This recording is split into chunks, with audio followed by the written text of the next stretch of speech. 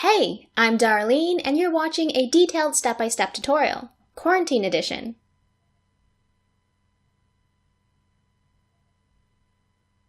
Since art supplies may be hard to come by during this time, use whatever tools that you have, or you can even make your own. I'm using a dollar store pencil, a tissue, a homemade blending stump, and a kneadable eraser, which you can learn how to make in my other video. Let's begin.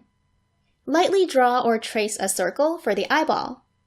I'm hovering my hand over the page and making circular motions. Once I feel confident, I lower my hand until the pencil contacts the page. It doesn't have to be perfect because we're only going to use it minimally during the construction process of the eye, and then we'll erase it completely. If you're wondering, my circle is 6 centimeters in diameter. Draw a small bump, or cornea, in the direction you want the eye to face. I want mine to face the right, so I'll draw mine on the right side. In terms of sizing, the cornea's length is roughly the same length as the eyeball's radius. Draw the iris by creating an oval, which touches the top and bottom of the cornea. Make sure your line work is very light, so you can make changes easily. Inside the iris, draw a narrow oval for the pupil. Erase part of the eyeball outline that crosses through the iris. Now let's draw the eyelids. Starting roughly from the center of the eyeball, lightly draw a curved line for the top eyelid. It can cover part of your iris or expose it completely. Then wrap the eyelid around the other side of your eyeball. To draw the bottom lid, create a curve where the two eyelids meet, and then draw toward the bottom of your iris. Usually when our eyes are open, the iris is most exposed at the bottom rather than the top. So if you want to draw narrow eyes, keep that in mind. Right above the top eyelid, draw the eyelid crease. You can use the eyelid shape as a reference. Draw your stroke beyond the eyeball, and then connect your stroke to the eyelid using a slight curve. In terms of the angle, you can use the eyeball shape for reference.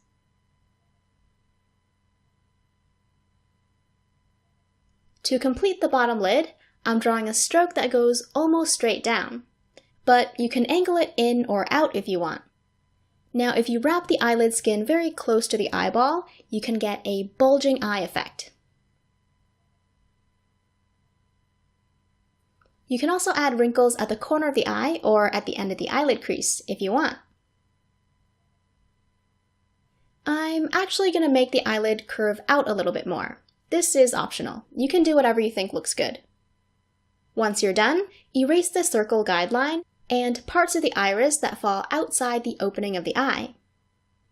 Now let's figure out where to draw the eyebrow. Draw a very faint vertical line at the end of your eye to mark a rough boundary for the tail of your eyebrow. Draw another line from the cornea's edge for the eyebrow arch. And then a line that roughly angles out from the eye like so for the beginning of the eyebrow. Eyebrows come in all shapes and sizes, so don't worry too much about this part. They're just rough guidelines. Now that we have 3 guidelines in place, we can draw the eyebrow more easily. You can draw your eyebrow as high or as low as you like. I'm going to start in this section, curving my pencil stroke down while using my guideline as a rough boundary. Remember to keep your pencil strokes extremely light so that your outline won't show through later. Draw your eyebrow as thick as you'd like. Continue your stroke upward and toward the line which marks where the eyebrow will arch.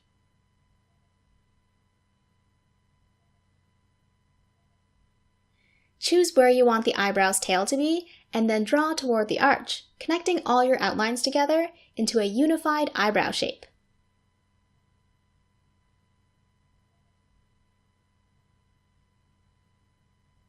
Once you're happy with the shape, erase the 3 guidelines. Now for the fun part. Let's add some highlights in the eye. Highlights are the brightest area of a drawing. A highlight can be from a nearby window or any light source. Here are a few example shapes. These shapes are all curved because the eyeball is curved, so a square-shaped window might look like this, and a rectangular one like this. You can come up with your own shapes and stretch them across the eyeball, covering as much or as little space as you like.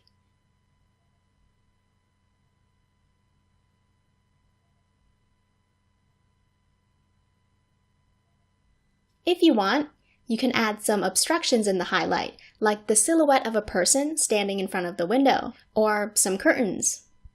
You can even create a gradient across your highlight to indicate a difference in light intensity. Once your highlights are drawn, erase any lines that cross through them, cleaning them up. I'm using my kneaded eraser for this, just rolling the end till it's pointy and then dabbing the graphite away. Here's a close-up. Throughout the drawing process, try to keep your highlights as clean as possible so they can stand out. You can even flatten your eraser to work along an edge.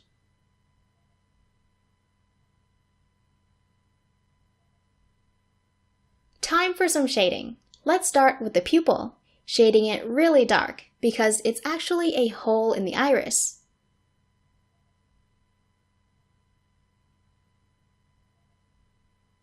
Next, we'll shade the iris. Remember to be very careful around the highlights because we want to keep their edges crisp. You can shade as light or as dark as you want, without going darker than the pupil.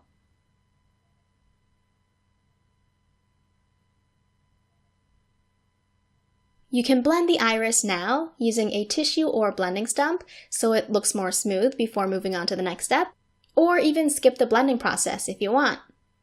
I'm going to blend my entire drawing at the end to keep the video short, but I highly recommend blending as you go because it's a lot easier that way, and you can avoid smearing your work during the process.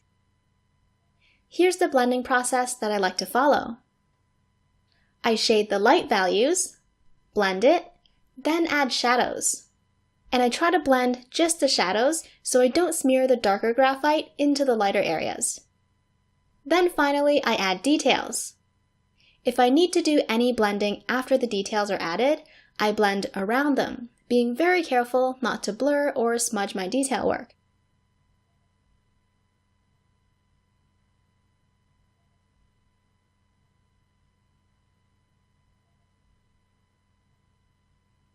Once detail work is smudged, it may be difficult to recover. Okay, moving on. If your imaginary light source comes from above, you'll want to shade the top of your iris a little bit darker because the iris shape is concave. So the top is actually facing away from the light, whereas the bottom of the iris faces toward the light.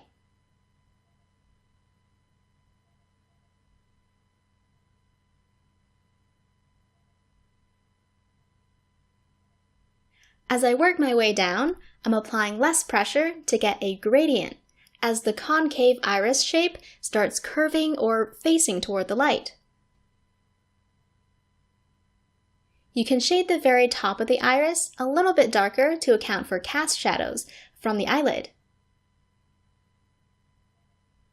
Something I like to do is shade the rim of my iris darker than the iris body to give it more contrast. But that's completely up to you.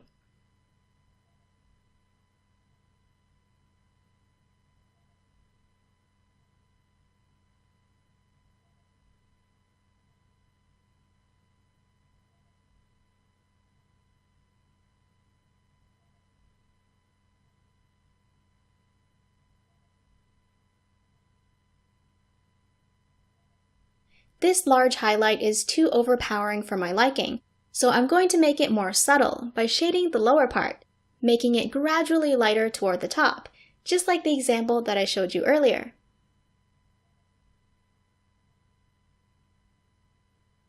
When you finish shading the iris, make sure that the outline of each highlight has blended into the surrounding area, As you can see here, the outline is still visible, which doesn't look very realistic.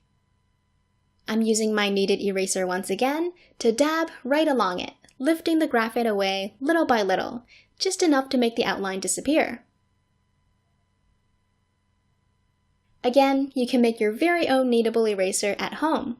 Check the video description for that tutorial. Alright, so that was the simple and quick version for shading an iris. This next part is optional, but to make the iris look more interesting, more detailed, you can add some fine details such as lines that stretch outward from the center. Use your pencil and eraser to render these lines. If you want to draw straight lines, you can flatten your kneaded eraser and then just press and lift the graphite away, or rub gently. If you curve your lines close to the pupil, the hole inside of the iris, you can make it look more 3D. Try to angle or space out some of your lines randomly and vary the thickness to make them look more natural.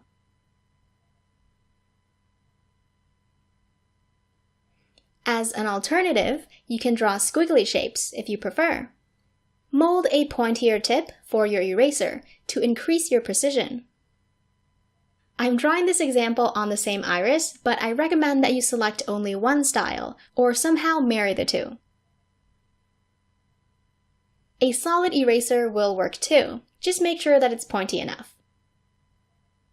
You can cut the eraser to make it as pointy as you need it to be. It's good to overlap the squiggles too. After that, use your pencil to darken some of the spaces in between your squiggles to add some depth and contrast. These lines and squiggles are all part of the iris, so we'll need to shade them similarly to how the iris was shaded before they were added. Remember how we shaded the top of the iris? I'm doing that again, except this time lighter. Oh, and shade around the outside of your pupil if you want the area to appear deeper.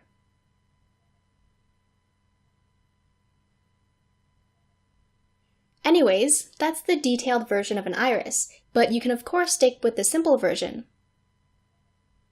Let's shade the eye whites now. They're called eye whites, but they're not exactly white, so don't be afraid to shade them. Refer to your light source again. Let's subtly shade the eyeball, lightest where it faces the light, and darker where it faces away. To prevent scratchy looking strokes, scribble off to the side to make your pencil blunt before you shade.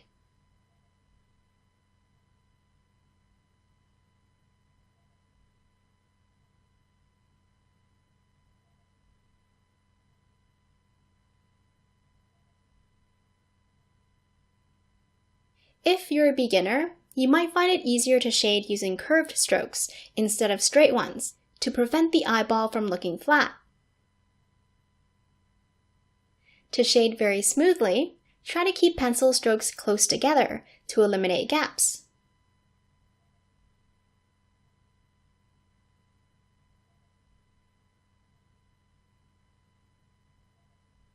Since our light source comes from above and the eyelid sticks out in front of the eyeball, we'll get a cast shadow right below it. So let's go along the top part of our eyeball and shade it slightly to account for that detail. I'm feathering out the shading as I work down, so the shadow's edge appears soft. There's another part that we need to shade.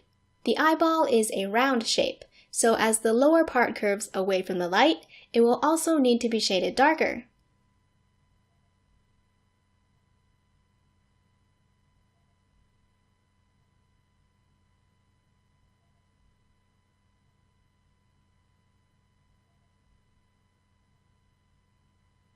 While we're here, I'm just going to shade the rim of the iris a little bit more to soften the edge.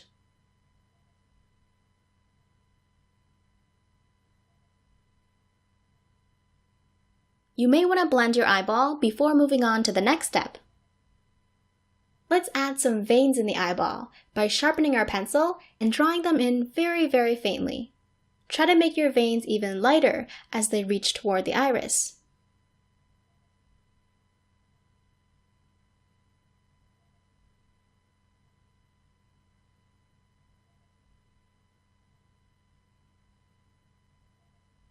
I'm going to shade along the top eyelid now. Right where the eyelid crease is, create a gradual value change from dark to light as we work our way down. This will make the skin actually look as though it's creased.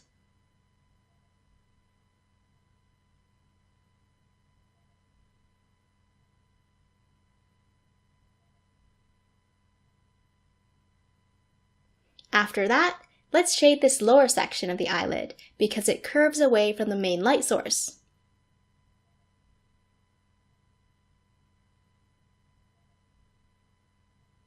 Now let's shade the rest of the eyelid, leaving this part the lightest because it faces the imaginary light source directly. I'm using strokes that follow the contour of the skin. This is called contour shading.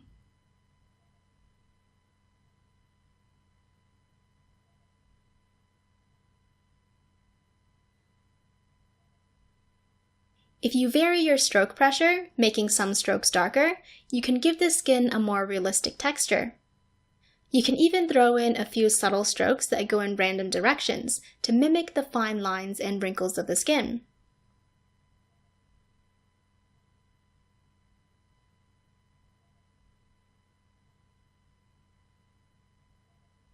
For the bottom lid, I'm creating a narrow ridge along the top using a very faint outline. And then, let's shade right below that line.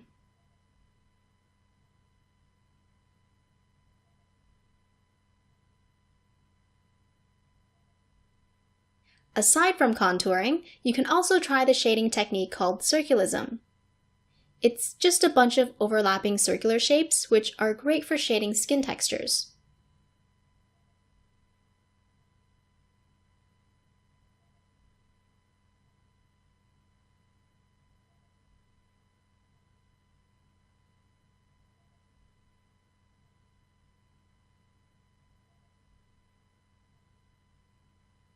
To draw an eye pouch or a bag under the eye, shade along the bottom of the eye bag to make it look as though the skin puffs outward.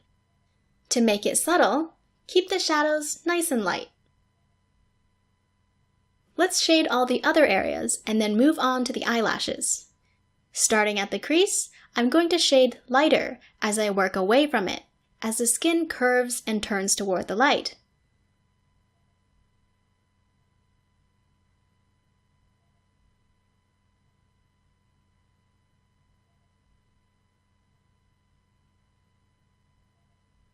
Over here, let's shade pretty dark to make the inner part of the eye look deep or hollow. And then as we work our way down and to the right, let's gradually lighten our strokes as the skin starts to curve again toward the light.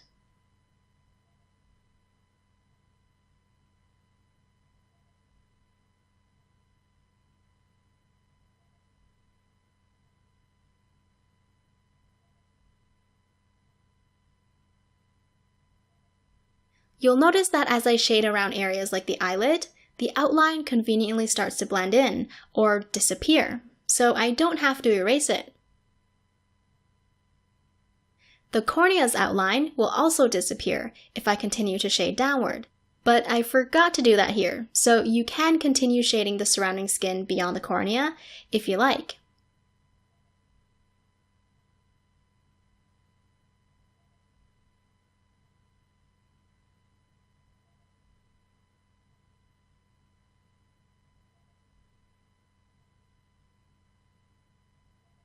Continue shading above the crease, making your strokes lighter as you work your way up.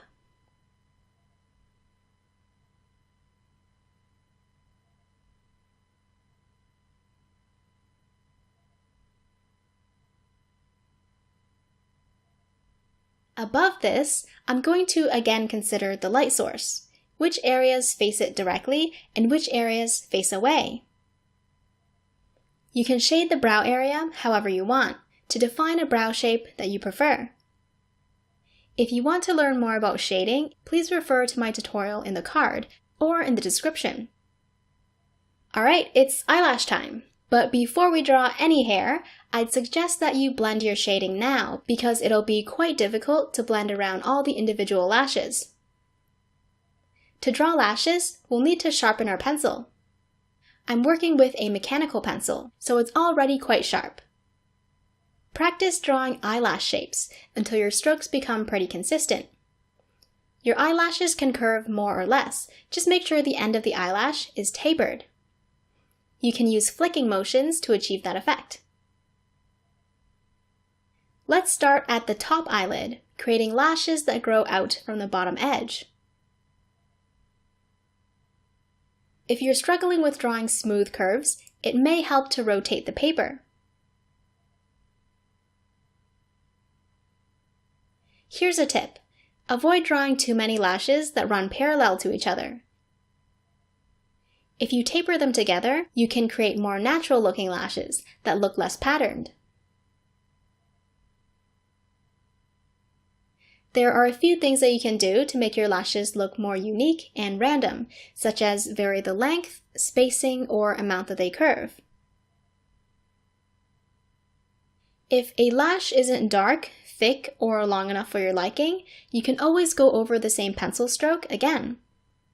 With that in mind, continue along until you reach the corner of the eye.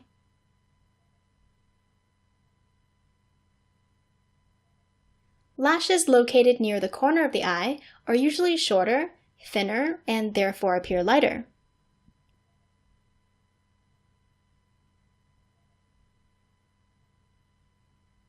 Add some lashes along the other side of the eyelid. As you work your way down, make them shorter and lighter.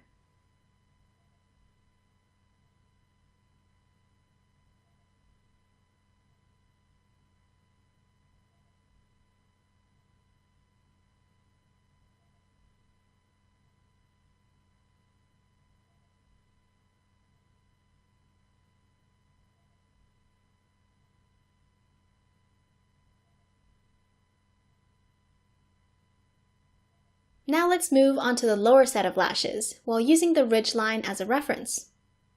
I like to draw these much shorter and more spread out. You can draw lighter than mine if you want a more subtle appearance.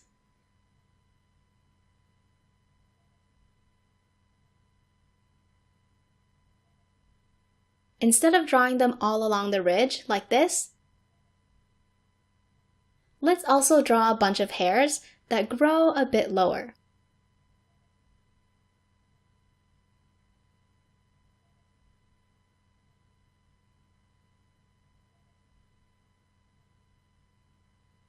Again, try to avoid obvious patterns.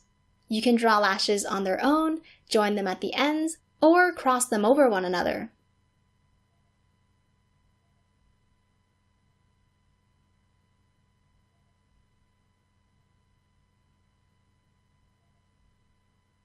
You can also vary the hair spacing, length, and thickness.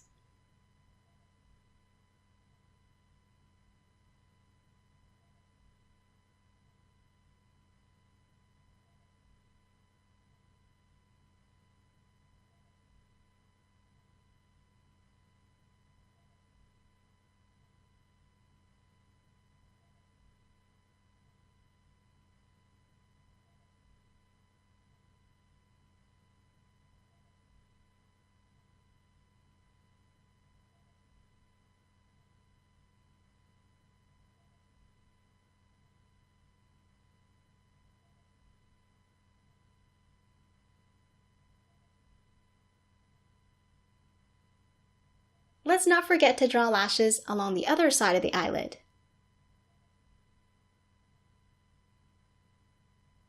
Once you're satisfied, it's time to work on the eyebrow. The hair growth pattern might seem confusing, but it's easier once we break it down. We can draw a line through the eyebrow to separate it into two zones. I've drawn a line from the top right to the far left. This boundary line is different for everyone because there are so many different types of eyebrows. I'm going to call this Zone 1 and 2. In Zone 1, we're going to draw hairs that point up, and then as we work toward the left, they'll point more toward the tail end of the eyebrow.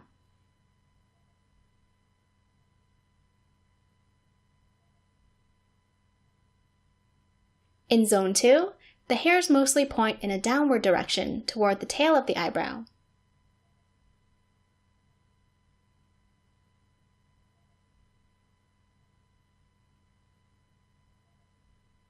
Okay, let's draw a faint boundary line for our eyebrow to separate the two zones, using short, disconnected pencil strokes, because we don't want this line to show through in the end. Using light strokes, roughly draw hairs in Zone 1 while staying within the boundaries.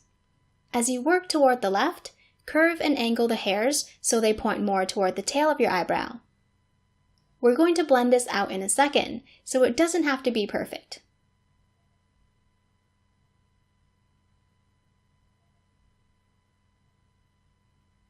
Then draw a few faint hairs in Zone 2 without crossing over into Zone 1.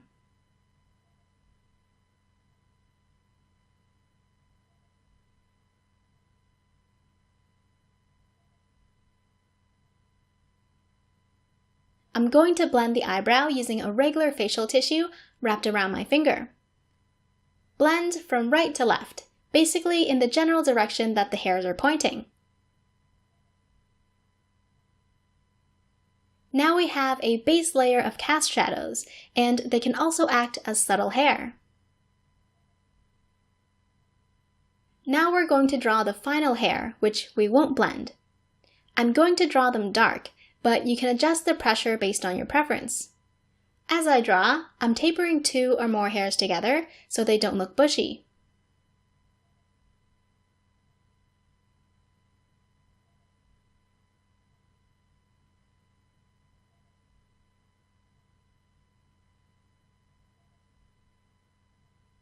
Try rotating your sketchbook if you find these strokes difficult to draw.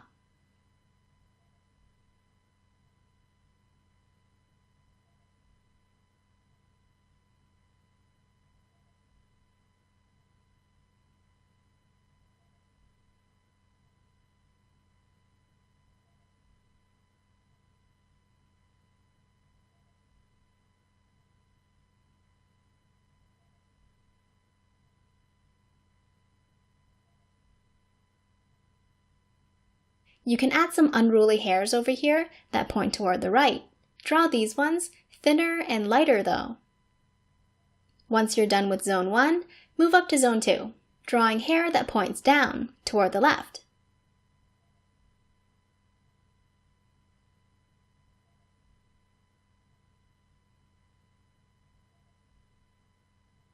Where the hair from both zones meet, I like to taper them like this, instead of crossing them over each other, because I think it looks less messy.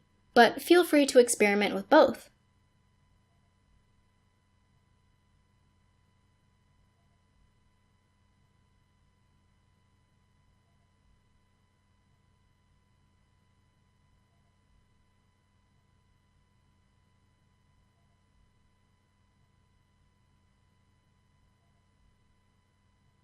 If this hand movement from right to left is a challenge, you can flick your pencil in the opposite direction as well. It's actually better because we'll need these hairs to fade out along the top edge of the eyebrow.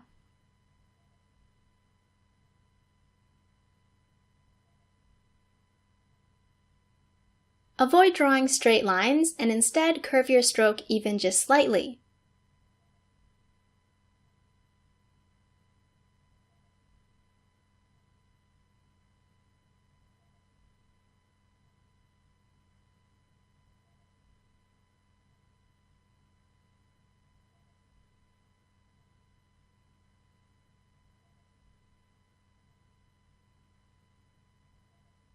Okay, so we can actually get the eyebrow to look 3D by making specific hairs darker. This could be a whole topic of its own, so let's keep it simple. The hair right below Zone 2 are covered in shadow, because when they meet with the hair above, they curve outward and are therefore facing away from my light source. If we shade them darker, we can give the eyebrow more dimension, more depth. I'm just going along each hair in that zone and making them a bit darker.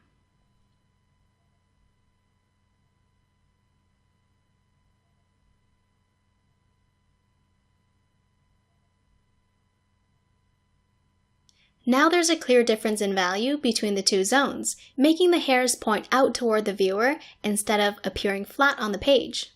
Here's a before and after to show how a small detail can make a big difference.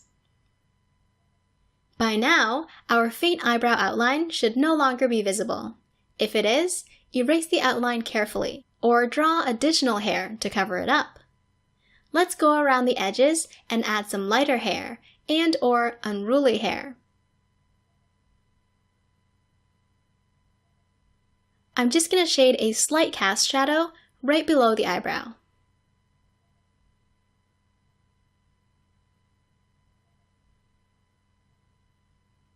If you're enjoying this tutorial so far, please give it a thumbs up and subscribe to my channel for more detailed drawing tutorials. Okay, I think that's enough for the eyebrow. To make the eye look wet, we can add water along the bottom of our eyeball. Grab your kneaded eraser, flatten it and erase a thin space along the eyeball.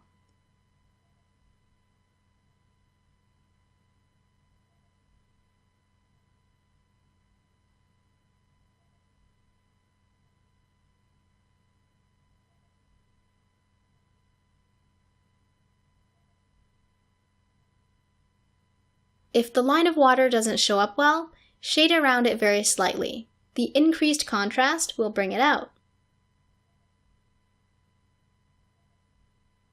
You can roll the end of your eraser to a point to erase more precisely or to erase a round shape.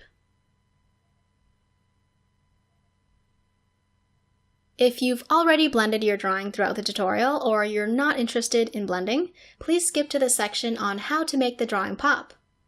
Okay, before blending, we want to make sure that our shading is as smooth as possible. So that means making sure that there are no gaps between our strokes and that any blotchy areas are reduced to the best of our ability. Once you're ready, let's blend the entire drawing one area at a time. If you also waited to blend at the very end, this does require a bit of patience. I'm going to use my homemade blending stump, which you can learn how to make by clicking the link in the card or description. It's just a tightly rolled up piece of paper. I'll start in the iris, blending the lightest areas first, so I don't get dark smear marks everywhere. I'm using the lightest amount of pressure and I'm barely touching the paper. So this is where patience comes into play. Blend slowly and patiently. You may need to go over the same spot a few times to even see a difference. If your work starts to become dirty because the blending stump is transferring too much graphite onto the page, rotate the stump to a cleaner spot. Once you're finished blending light zones, move on to slightly darker areas, and then the darkest areas, but not the other way around, to avoid unwanted smudges. Be careful not to blend over any edges that you want looking crisp and sharp. When the blending stump becomes too dirty, you can clean it using a bit of medium grit sandpaper, a nail filer, or even rub it over a brick or cement pavement. Just make sure that it's clean and flat. Gently blend the rest of your drawing. You can even use the side of your blending stump to cover a larger surface area. Instead of a blending stump, you can also use a piece of facial tissue or toilet paper. Just fold it over twice and then fold it into a triangle several times until you get a pointy end. The tissue should now be pointy enough to blend in small spaces. If you need it to be even pointier, try folding it more tightly.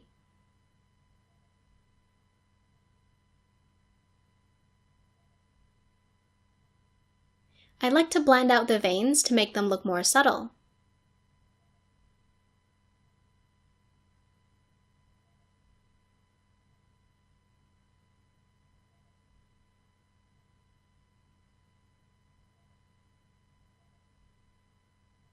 Once your tissue is too dirty, unravel it and fold it again using a clean spot, or rotate it to a cleaner spot and then continue blending.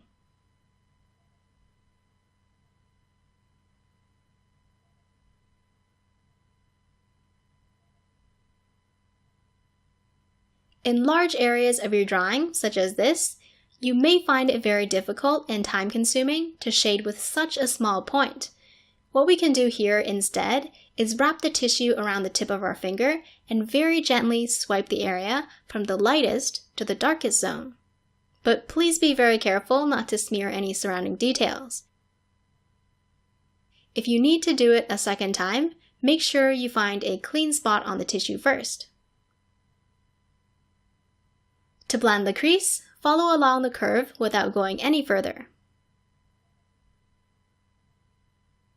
Remember to blend from a light area into a darker one. When blending around areas like this that are surrounded by dark shading and detail work like the eyelashes, you can use the very tip of your finger or use a smaller finger like your pinky to better control where the tissue actually touches. This is what I meant when I said it's a lot easier to blend as you go along, blending in between the layers as you shade, especially before adding detail work. After all this blending, you'll notice that the tissue may have made your drawing a little lighter, especially the dark shadow areas. We can go over those later to darken them up. If the drawing isn't smooth enough for you, continue blending until you're satisfied. If you have any blotchy areas to fix, you can actually use a dirty blending tool to fill those areas in while blending it at the same time.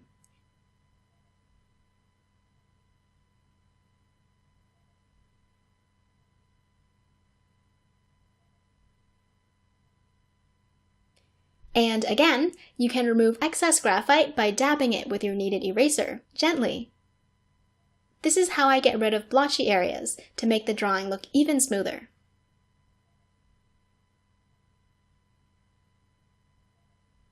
Alright, so we covered this earlier, but if you still have a visible outline around your cornea and you just can't erase it because it looks weird without the outline, you can make it blend in by shading the skin beyond it, just enough to make the outline disappear.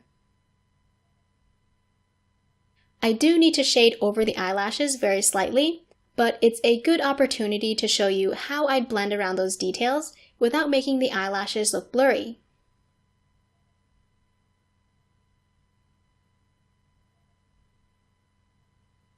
Fold your tissue into a pointy shape again, and then carefully blend around each and every eyelash, using very little pressure. If there's a really tight spot that you need to get into, you can fold your tissue using less layers and making it tighter.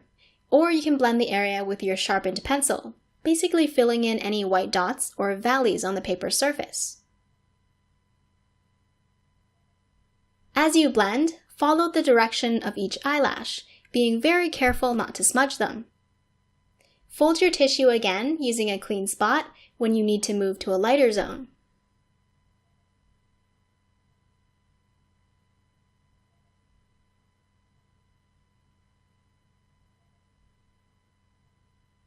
When the tissue becomes too dirty, you can also just rotate it to a cleaner spot. Now the cornea's outline is no longer visible, since it has blended into the background. If your drawing doesn't pop enough, try cleaning up the brightest part of each highlight using your eraser, and/or making the darkest areas of your drawing even darker. Or you can add more detail to the iris to make it stand out more, like the example that I showed you earlier. If you missed the explanation for that part, you can go back using the timestamps in the video description. Here's an added detail.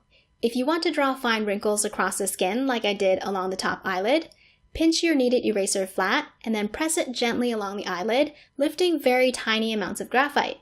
Space them out somewhat randomly and change the angle if you want.